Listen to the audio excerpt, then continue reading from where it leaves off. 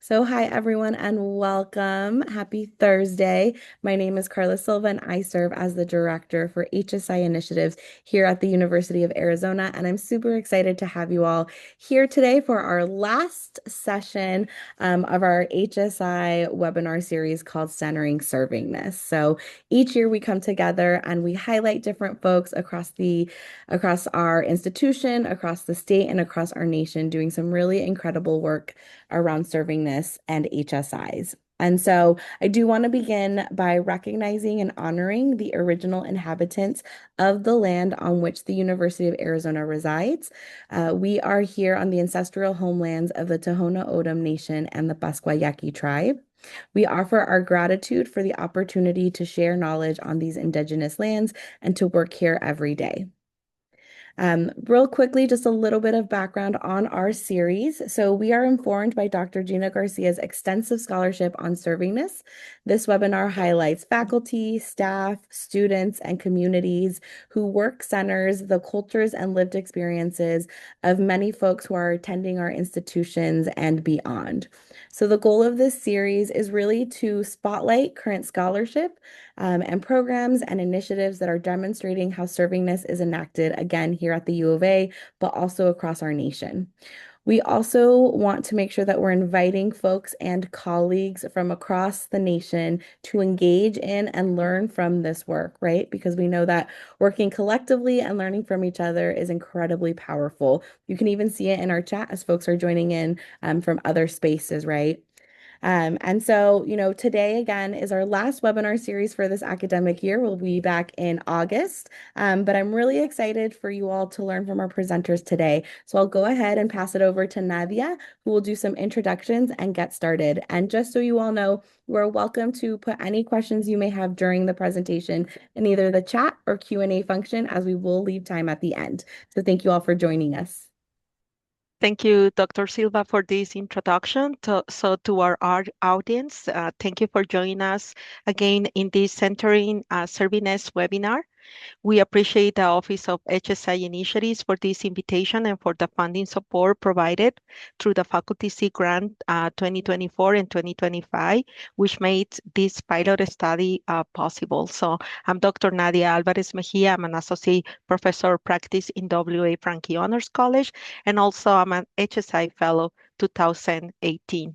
So I'm going to ask Gabby to project our presentation. So this pilot study is grounded in a capacity building process that began in 2021 when Frankie Dean, John Pollard, and Dr. Marla Franco discussed the idea of honors in HSIs. Once I joined the Frankie Honors College, we began creating a structural foundation for this initiative. So one of our first efforts was to put together an HSI Honors Consortium that is a national initiative and group. And also here in Frankie Honors, we create with the help of students, the first database that never exists before. And that database, we were able to identify more than 300 honors college and programs that are located in HSI institutions in United States and Puerto Rico. So we also organized a first meeting. And through that first meeting, we put together a survey that the intention was not a research. It was more like start identifying what are the main topics that are common interest across the honors college and programs. And you can see in the timeline that these main topics are identified as a service and programming, grant applications, recruitment, retention, and pedagogy and curriculum. It was extended through the timeline because one, we identified those topics and we had the first meeting. The second step for us was to formalize a steering committee for that consortium. And through this steering committee, we invest intentional time to start discussing, brainstorming, and also exchange our practice based on these main topics. Please, next slide. So in 2024, I applied for the HSI Faculty SEED Grant here in the University of Arizona to conduct the first pilot study center of honors in HSI. Through a collective effort, today we are presenting the first results while also explaining the research process behind this work. Titled Honors as a Reading for a National Opportunity and Research Support in Spanish Serving Institutions.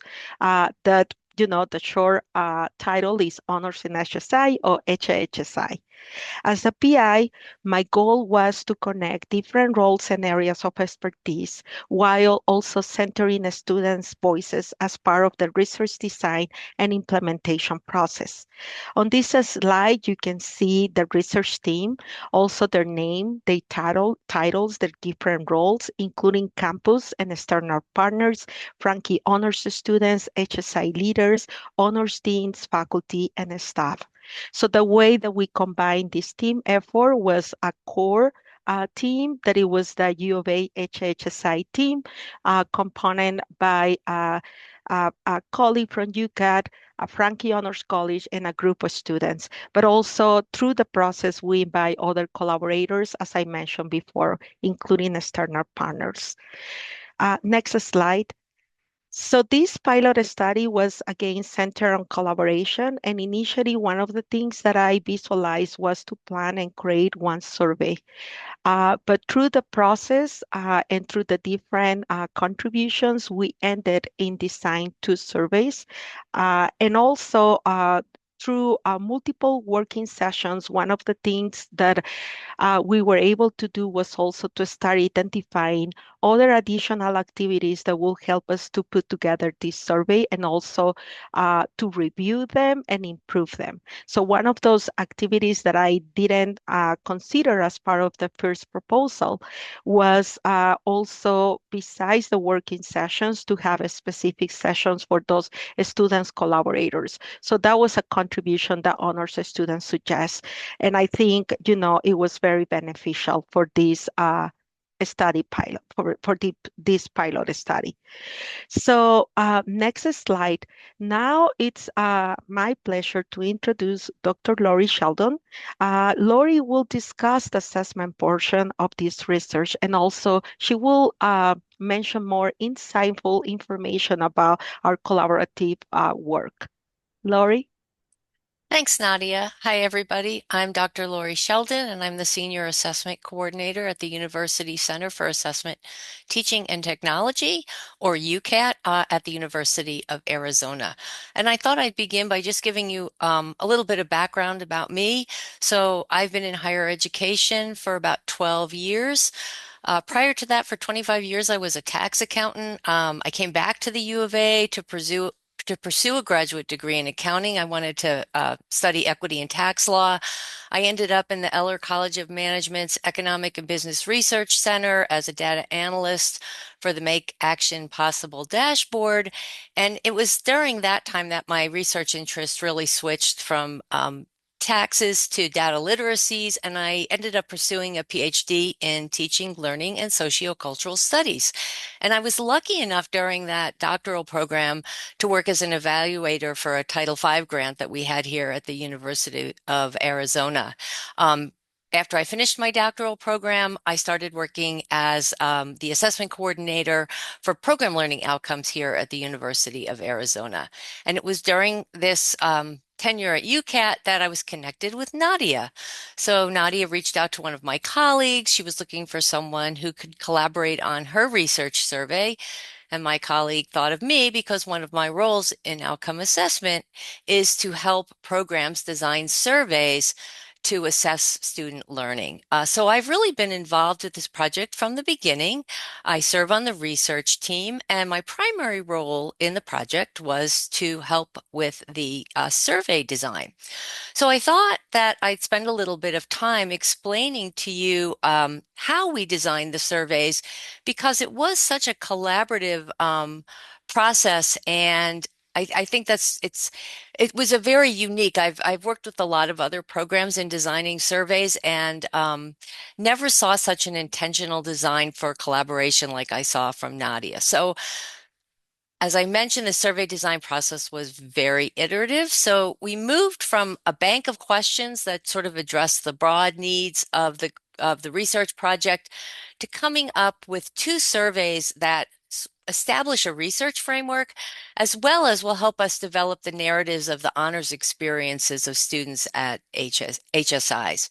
So I'm going to briefly walk you through this process. The first thing we did, well, Nadia did, was write the SEED grant. And in that process, we talked about having a mixed method research methodology. And we proposed a convergent design, so we were going to collect quantitative and qualitative data and simultaneously integrate them into the analysis. So once we had our research design, we had to prepare for our first working session. So we went through 4 working sessions to end up with our 2 final surveys. Our first working session was in November of 2024. Now, this session brought together faculty, staff, and honors students. And Nadia and I met and we created a bank of questions for this first meeting. And one set of questions was designed to uncover both the qualitative and quantitative facets of the Latinx students' experiences at honors programs in HSI. So these were the questions that aligned with the study's focus on servingness.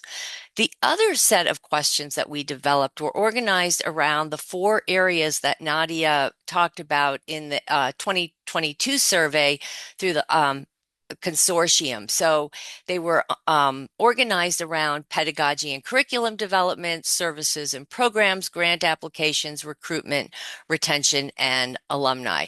And these questions were also both quantitative and qualitative. So we had questions that were on a Likert scale or multiple choice, and they could be analyzed with descriptive statistics like frequency distributions, but we also had open-ended responses that we had planned to analyze thematically.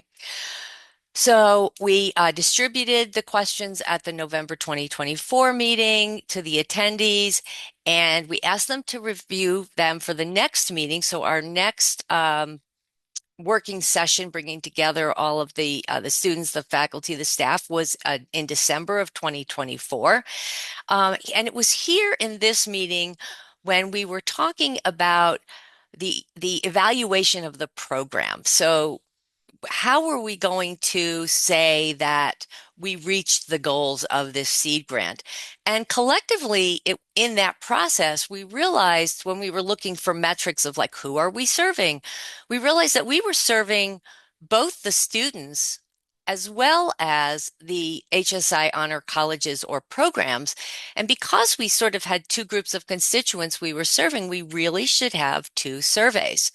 One that gathered the students' voices. So essentially, how did the students feel they were being served? And one that would gather the institutional knowledge, so how they felt they were serving their students.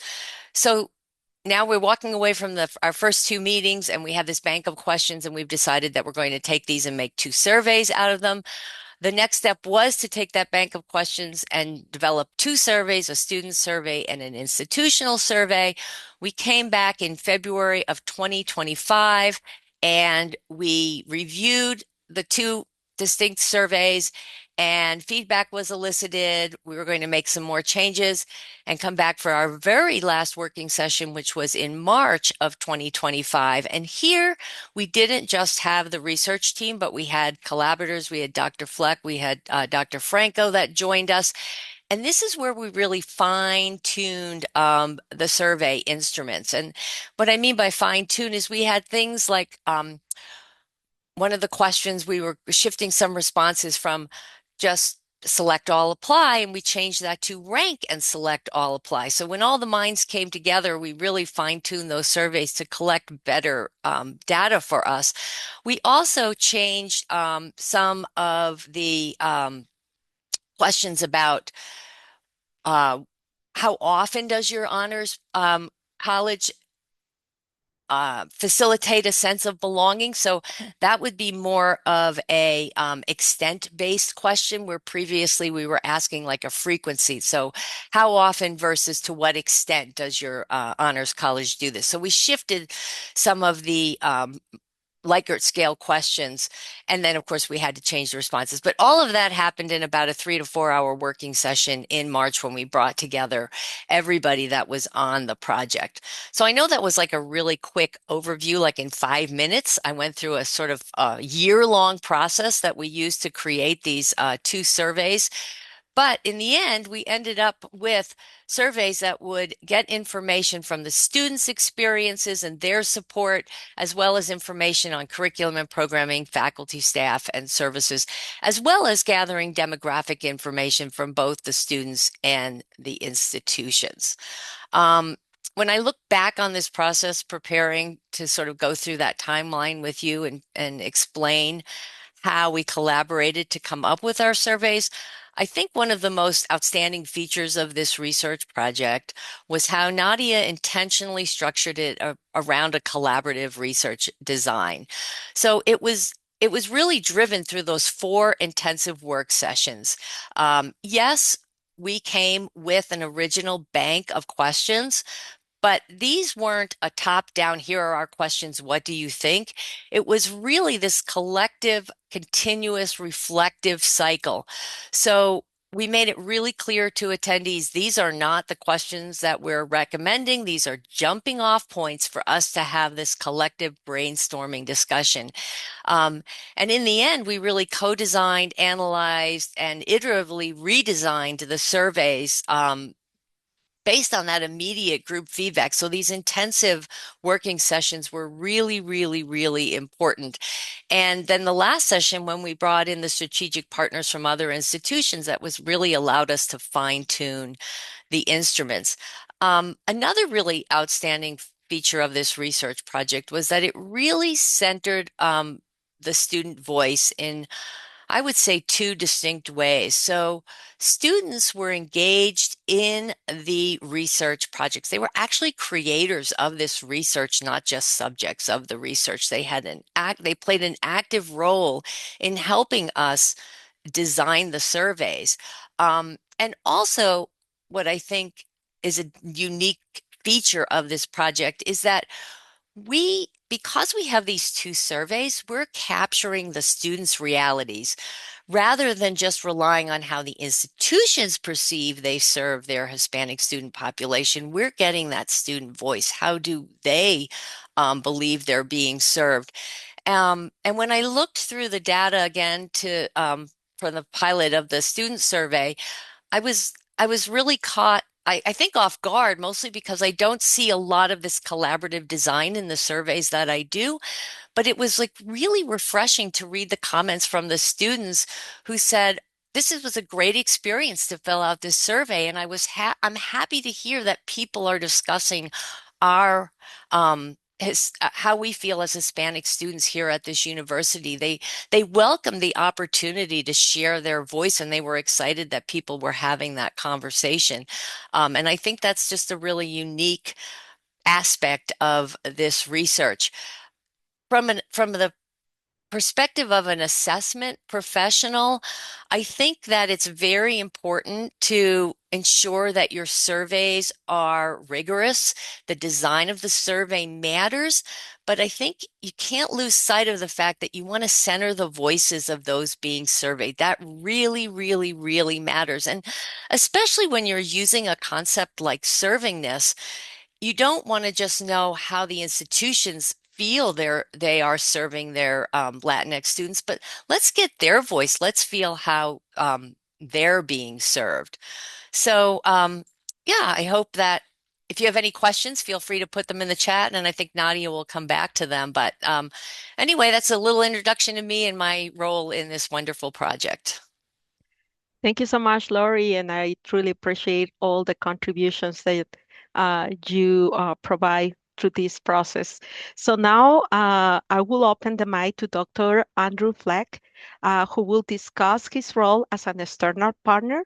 Also, Dr. Fleck is an active member of the HSI Honors Steering Committee and Consortium, and he's been coordinating other interinstitutional efforts that have informed this project that also are included in the previous timeline that we project.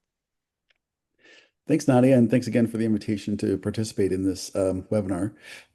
So if it's okay, I think I'll step back just for a second. I think we have a couple of different kinds of audiences here. We have some people who are interested in what's going on in the kind of educational landscape kind of more broadly at HSIs. And then we have some people who are coming from an honors education background. And so I'm trying in some ways to kind of help with the interface of those two things. So if you are not part of the honors education kind of landscape, sorry, if you are, I can recognize a couple of people on the attendance list who are honors educators. Just bear with me for a second. I want to explain for non-honors educators just a little bit about the National Collegiate Honors Council. So, so people who are involved in honors education, many of us are members of, and our institutions are members of the National Collegiate Honors Council. It's a professional organization for honors education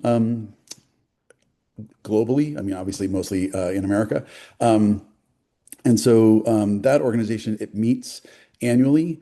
It has at least three, there might be a couple of other peer-reviewed academic journals. It is an organization that brings together honors educators who are working on a variety of kinds of issues around honors education. And they have workshops, seminars, they have all kinds of stuff that happens during the year, but they have an annual meeting, an annual conference meeting in the fall. And so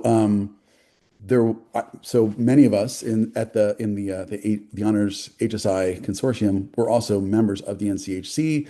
And so there was a point at which, so one of the things about the Honors HSI Consortium is that it's relatively new, but it's also it's had a kind of mostly virtual existence. We get together to discuss issues via Zoom and that sort of thing. And so just a kind of by a sort of just weird coincidence of timing, some of the leaders of the consortium were meeting shortly after the NCHC's annual meeting, and we got to talking about how it would have been great if we could have found a way to talk at the meeting, to share, collaborate, to discuss issues in person when we were at that annual meeting.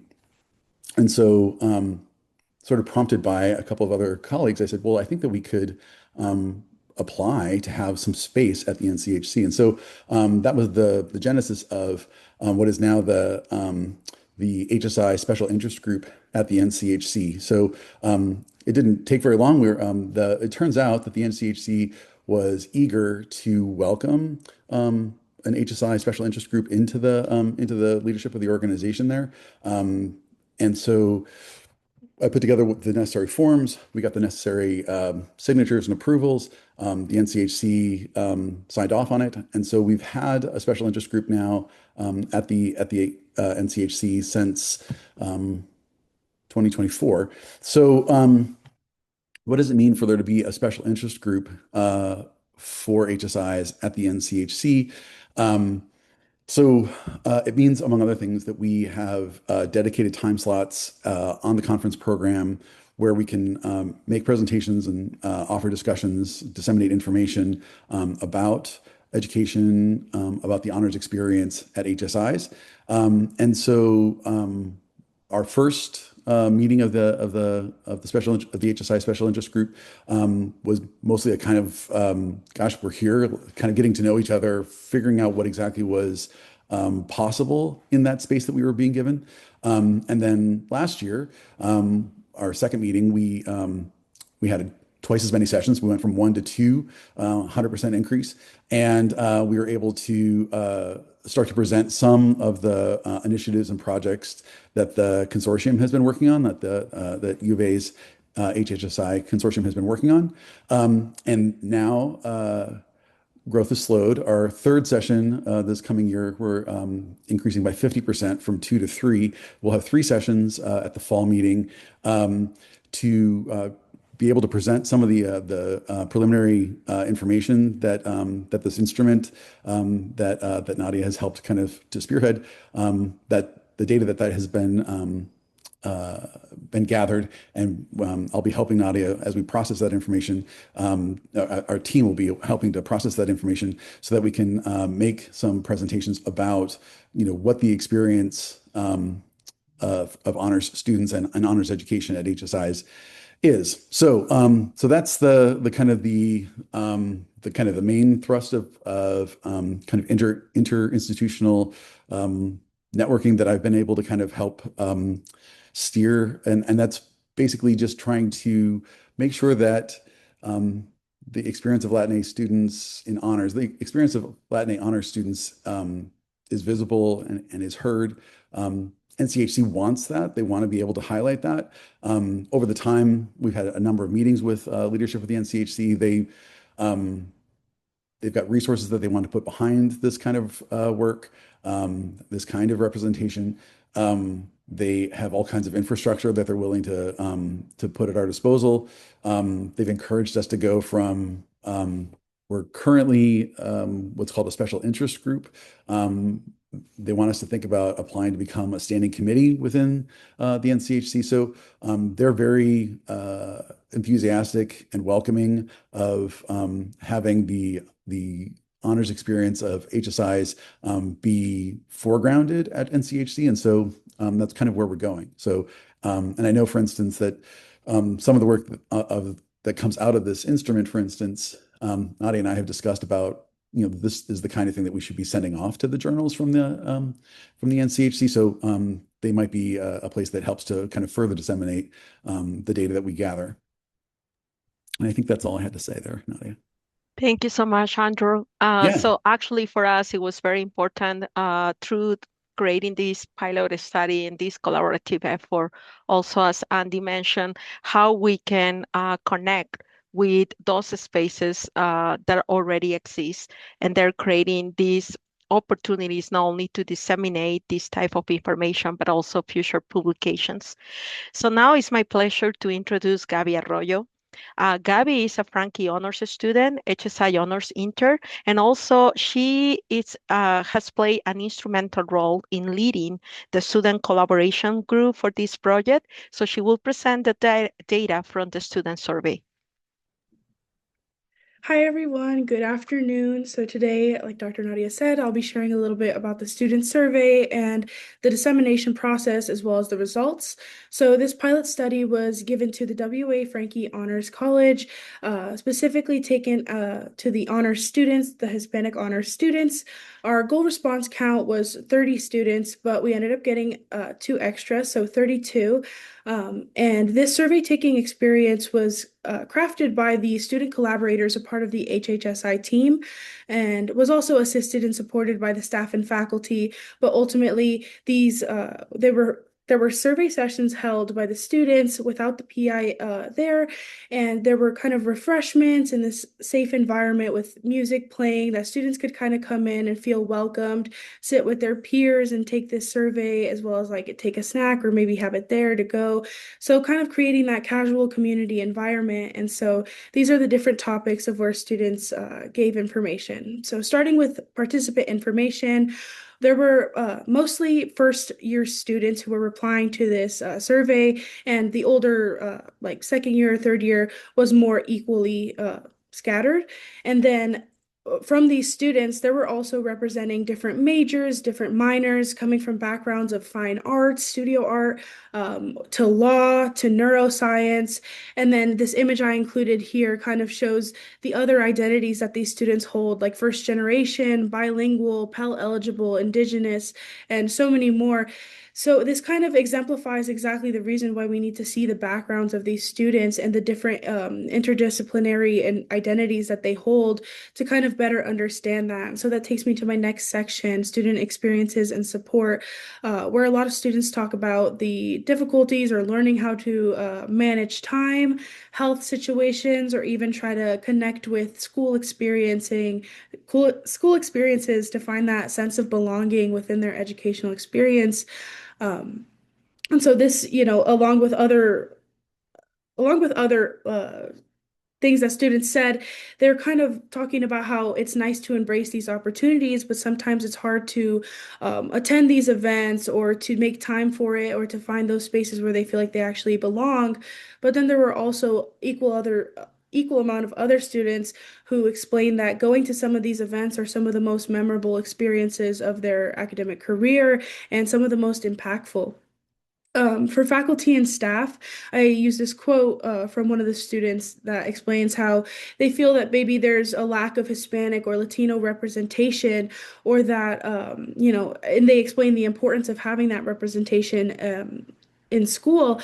And while maybe there is Hispanic or Latino staff and they are kind of representing for certain students, it's about bridging those gaps and connecting those students to that environment. And so this takes me to my next point, because similarly in student experiences, faculty and staff, even the institutional efforts in student development, curriculum and programming kind of exemplifies how split some of these responses were and how some of these students are, accessing these pockets of maybe coursework or opportunities and travel, things like that, while other students are having difficulties. And you can kind of see the correlation there, because a lot of these students too are first generation. So this might be their first time navigating these college experiences.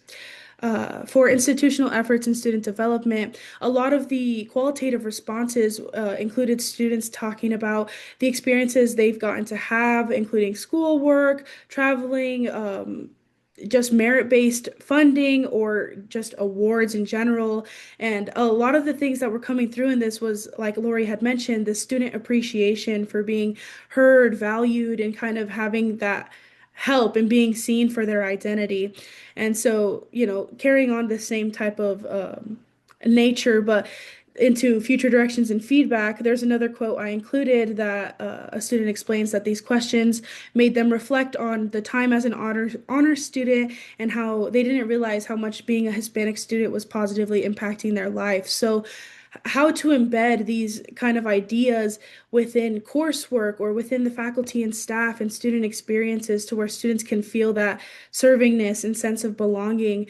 And then I used another quote where a student explains the stigmas that's kind of rooted in Hispanic communities and what it means to kind of destigmatize these within school and kind of feel more included in school to kind of excel and have your institution be supporting you in these different kind of nuanced ways. And ultimately, we can see from this quantitative and qualitative results that hearing from the students firsthand and their experiences are exactly what make them feel heard. So how to bring this to different facets of that. And just to add about me, even being the Honors HSI intern, this experience for me has been ultimately like one of the most ways that I felt belonging within the honors college or even in my academic career period. So, being able to host a way for students to have their voices heard, or to see students leading survey sessions where they can be heard, all these different things kind of help students to well round their support and sense of belonging. But, yeah. Thank you, Gabi. So now we're going to talk about the institutional survey results. So our goal for the institutional survey and this pilot study was to collect information from at least 5 institutions out of the 14 members of the HSI Honors Steering Committee. So 4 institutions have responded to the survey, and there's a 5th institution that is working in finalizing that submission. Just to give you an idea, the range between these institutions in terms of Hispanic Latinx students enrollment, it's from 25 to 69. And then the 4 institutions that they already submit their responses are representing 3 different states. So while there is a recognition in terms of a student population, one of the things that we identify with this data is that regarding the staff and faculty representation, as Gabi mentioned before, it's not only the perception of students, but also institutions. They don't have a clear information about how many staff and faculty members are representing also the Hispanic Latinx population. So we ended thinking that this gap in terms of information may affect the intentionality of promoting who serves this students' population in terms of academic offering services, curriculum, and representation, among other things that we can offer as an honors college and programs. All participating institutions recognize cultural responsive pedagogy as a teaching learning practice to incorporate meaningful content and design activities for this population.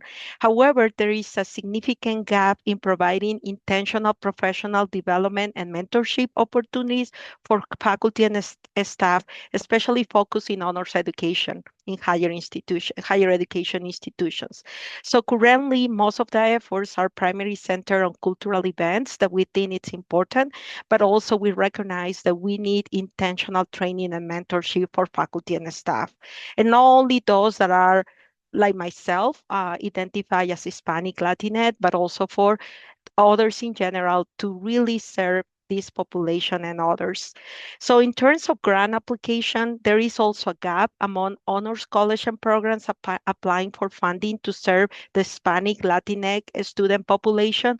Although some funding opportunities may have been reduced or canceled in recent years, historically, there has not been a strong efforts in this capacity. So regarding recruitment, retention, and alumni engagement, honors college and programs agree about the importance of purposely building capacity in connecting prospective, current, and alumni and create those spaces for this population. Um, but at the same time, we identify a gap in terms of the responses. However, I would like to make a parenthesis here and recognize Gabi Arroyo. She just submitted the perspective of her honors thesis, and she got the inspiration through this pilot study to intentional work with the recruitment and retention team here in our college. Also, she was able to obtain a mini grant fund for that project. So I think also, again, centering students' voices in this time of effort, it's not only creating capacity and a reflection for our honors college and programs and institutions, but also once we invite the students to be part of the process, they get a source of inspiration and they can also contribute to our efforts from their student perspective. I cannot share more details right now about that honors thesis because Gabby this summer is working in the IRB proposal. I'm very honored that she invited me to be the mentor for that thesis project. But one of the things that she would like to put together as a result of this research project, it's practical outcomes in this recruitment and retention area.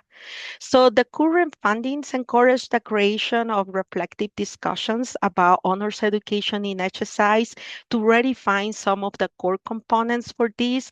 And of course, one of the things that we've been discussing, not only in the research team, but also through that consortium and other efforts like NCNC, it's how this type of pilot studies can also inspire how to serve other students' populations in honors education. So although this survey was designed using mixed methods, especially for the institutional survey, something that we identify it's the lack of providing qualitative data.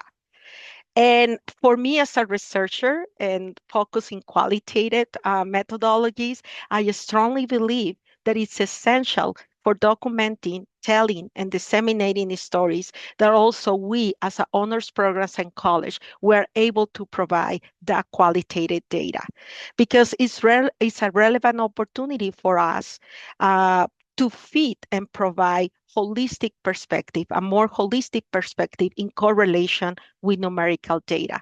So to finalize our presentation, now I would like to give the word before we open to Q&A and invite our Frankie Honors Dean, John Pollard, to offer closing remarks regarding this pilot study, the results, and also the efforts that we've been leading in the last years. Well, first of all, I would like to thank all the participants in this. Dr. Nadia Vargas Mejia, Dr. Sheldon, my honors colleague, Andy Fleck, of course, and all the other people involved. But I really want to make a point to point out the work that Gabby is doing.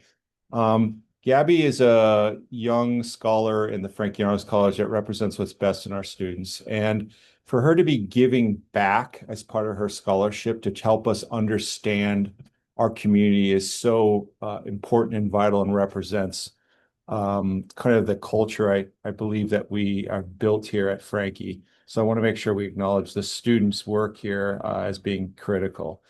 The one thing I'll say is I was, and Andy was there as well, so was Nadia. We were just at a national conference earlier this week up in Tempe, the Honors Education at Research Universities Conference. And this was honors college and programs gatherings from across the country. One thing that is very interesting about honors colleges to me is, what is our identity within the higher education landscape? And actually, the formation of the HSI Honors Consortium came from a similar question, which is, what is the identity of an honors college at a Hispanic serving institution? And in just watching these presentations and the work put into this, I'm seeing a pathway to that answer now. And in particular, I think the work that's being done and this qualitative work, and I'm glad, Nadia, that you're emphasizing that, is critical in having us understand how we serve our Hispanic students at honors programs and colleges, which is a unique subset of students who attend universities. These students really finding community within a community is really essential. So I'm very excited about this work. It's going to help us make us better. And at Frankie, for us, it's about supporting, inspiring, and empowering our students like Gabby. So thank you, everyone here, for the presentations. I think now this would be a great time to open this up. I forgot to acknowledge Dr. Carla Silva, who's of course a part of this, and Dr. Marla Franco, who's always been a champion of all the work we've done at Frankie. So with that being said, Nadia, I'll turn it back over to you for some discussion. Thank you, John. So we have a couple of questions here, and just continue with the student interns and their voices. We have a question for Gabby. So Gabby, what impact did being involved in this project support you in developing skills that might prepare you for your future career?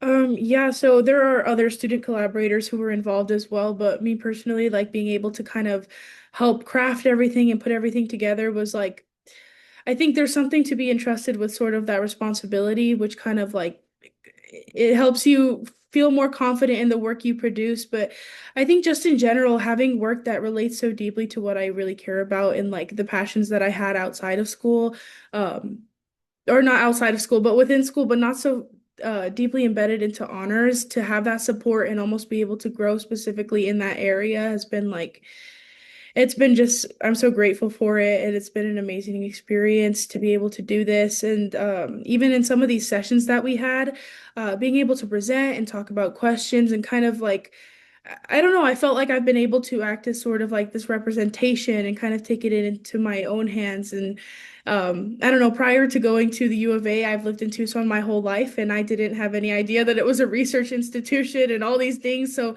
now that I'm actually attending, and I'm like, oh, like I never saw myself as a STEM student. I never saw myself in this way. So to be accepted and embraced in that way, I think that's what all the students need, and just being seen by staff and faculty and peers and just your environment in general. Thanks, Gabby. We have another question, and I would like to hear from Lori and Andy from different perspectives based on your expertise and collaboration in this pilot study. So the question is, what next steps are needed to build institutional capacity around HSI service?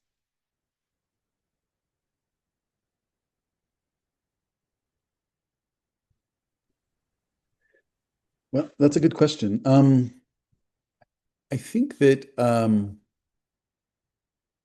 it's a difficult needle to thread in our current environment, right? I mean, I think that if we could, so you're very fortunate in Arizona to have the HSI initiatives. Uh, the what, I forget the title now. Headed up by Marla though. Um, if you could find a way to have dedicated resources, right, which it's very hard to kind of imagine that in the present landscape, but um, being able to kind of identify leaders, I think, among students like Gabby, if you could find similar kinds of leaders in your own institutions, student leaders who could help point the way to what Hispanic students need and want. I think distributing the instrument that you guys have developed there at Arizona to try that out in other institutions as well, to adapt it to whatever the kind of campus circumstances there are, to get a better sense of what Hispanic students at any individual institution want or need, and then to have kind of specific kind of goals, things that you want to try to accomplish that would be in line with what the students are asking for and what the institution kind of values. I think that if you could do those kinds of things, that would be a way of developing some institutional capacity. So, um, thanks, Andy, for that. I'll jump in from my perspective in UCAT at the University of Arizona. And in program learning outcome assessment, I'm also pretty involved in general education. And as I looked at the pilot survey responses from the students, I was struck by how many of them enjoyed the events that recognize their culture. I was also struck that only one student knew we were an HSI, that they learned about that in UNIV 101. And I was sort of thinking, maybe, so just to give you background, UNIV 101 is a course that every student has to take at the University of Arizona. And I was thinking of, could I meet with the director of UNIV 101? Could we strengthen that curriculum so that students knew what type of resources were available at the university? Could they understand more what an HSI designation meant? And could they understand some of the resources we have where they could go and build that community? I know we briefly touch on it, but I was struck that maybe we don't touch on that enough. So how we can really help them find their identity here. Thank you, Lori. There's another question about how many institutions are part of the HSI Honors Consortium.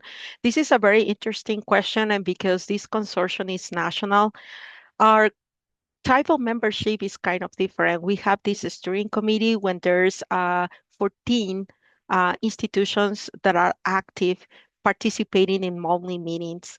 And actually, one of those institutions is multi-campus, so sometimes we have 20 members as part of the steering committee. But in terms of the membership being part of that consortium, we don't have a specific list because one of the things that we've been realizing it's like how hard it's to manage something that we continue building that capacity. As I mentioned at the beginning of the presentation, there was no information about how many honors programs and college are in HSI institution. So that's why also one of the things that we've been doing as a consortium, it's like what are the infrastructure that it's already there, like NCNC, one of the top honors conference national here in United States. So what we've been doing is creating those spaces, and right now there's no like a requirement to join those spaces. Also, one of the things that we've been doing very intentional before NCNC it's happening, that it's every fall semester, it's that the steering committee, we've been organizing HHSI webinars when actually we are not the main players. We are just creating the space and we very intentional. We are inviting colleagues from other institutions that they're doing similar work, maybe in honors education, or maybe it's not in honors education, but it's something that it can inspire us in terms of, as John mentioned, what it's mean, what is the identity that we need to embrace as our honors programs and college in HSI. And one of the things that also we've been exploring together, it's like recognizing that maybe if we share an identity, that might be an intersectional identity because we are located in different contexts. We have different populations. Sometimes there are institutions that they have 25 population in their honors programs and college, and there's others that are close to 70%. So what does that mean also? So that's what we've been doing right now. And yeah, Andy, you have another comment. And I would just add, so we do have a kind of I wouldn't call it small, right? A kind of a large handful of people who help to steer what's going on with the consortium. But there are a much larger number of people who have institutions that have expressed an interest in the consortium, and then an even larger number beyond that who are honors colleges or programs at HSIs, right? Going from 2-year colleges all the way through Research One universities. And so, among other things, the hope is once we complete this pilot study that Nadia has been working on and highlighted here with Lori's help, would be to extend that survey to that broader, kind of layers of the onion, right? So go from the steering committee next to kind of try to reach out to all the institutions that have at one point or another been involved in the consortium, and then to try to kind of break through to the larger number who maybe they just don't have the time or capacity to engage with the consortium, but we would still like to know what's going on with their programs and so on. So there are hundreds of honors colleges and programs at HSIs of those different kinds of levels. And eventually we'd like to be able to reach out to all of them. So I think we're close to the end of this webinar. So I just want to mention what are the next steps for this pilot study. One of the things that we agree as a research team was also include a question when participants, including students and institutions, they give us feedback about the instrument. So one of the things that we need to do is considering that feedback, and maybe there's some improvements in terms of the two instruments. The other thing is to be more intentional in those spaces, like, for example, NCNC. So this year, we are also preparing not only a session to present these results, but also to invite students from the different institutions. We're going to start with the steering committee institutions and create 1-hour session when our students are the ones that are informing and are sharing and are running that space. So I really appreciate again my colleagues for this. This is my first experience conducting a research in United States, so it's been fascinating to have that collectivity effort, and of course the support through HSI initiatives. And thank you everyone for attending today's presentation. So I will give the word to Dr. Silva. Awesome. Thank you all so much. So yes, we were super excited to have all these fabulous folks come and share a little bit more about the HSI Honors Consortium and all the incredible work that they're doing across our nation. So again, I want to thank all of you. So Nadia, Andrew, John, Lori, and Gabby for just bringing your expertise and knowledge to our community. And clearly, folks had a lot to say in the chat. So I hope that you all have had a little time to scroll through. But again, we also want to thank our guests who are here, our attendees. We know that it is always a busy time, and so just taking that time to be with us and to learn and to share knowledge is always exciting. So again, this is recorded, and we will be sharing this out in about a week, so you can share it with colleagues who may not have been able to attend. This was our last webinar this academic year, so we will see you back here in September. Thank you, everyone.